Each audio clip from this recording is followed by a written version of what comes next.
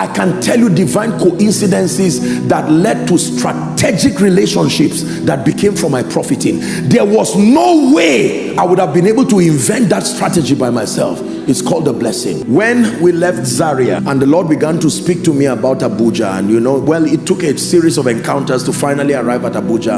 And I said, Lord, I don't want to be at the FCT. I want my peace. I know the troubles that come around. I don't want those kinds of things. And then based on the visions I was seeing, we looked at every auditorium for rents to let. And I said, where will we get the auditorium to keep the people and all of that? I don't want all of those things. But I remember the blessing. Finally, we sent a few people. We found one place and where we currently use. And I remember when we sent a few people to talk to the man said, church, no way.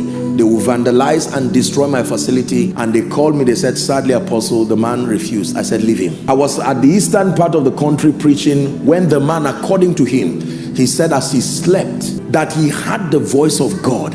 And he said, don't stop what is a move of God. And he told the man, do you know, this is true. So afterwards, it was around COVID. So I just decided to go and say hello to the man. Honestly, just to greet him. The man was sick, unknown to me. He was literally sick. They could not diagnose anything. And it was one shake. That was it. One. And the man was surprised. Who is this man?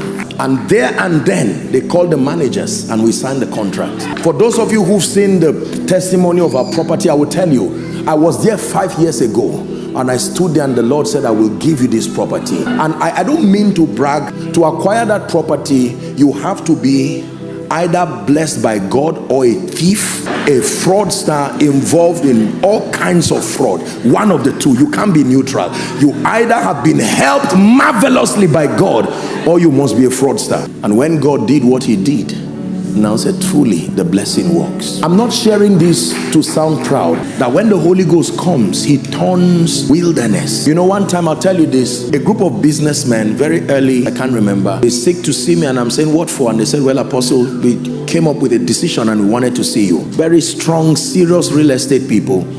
Then they walk up to me and they say, Apostle, we've been blessed and we decided as a business that we're going to make you a non-executive, a board member. I said, oh, so what will I be doing? They said, no, that presence factor, that favor, that's what we want in our business. And as a reward, everywhere in Nigeria and around the world where we build an estate, there must be a house for you there. Please forgive me. I'm not saying this to brag, okay? I'm just encouraging you. I don't know how many houses, how many estates they have built, but I just know that for everyone, and they've not failed with that agreement. There is a God in heaven who helps men.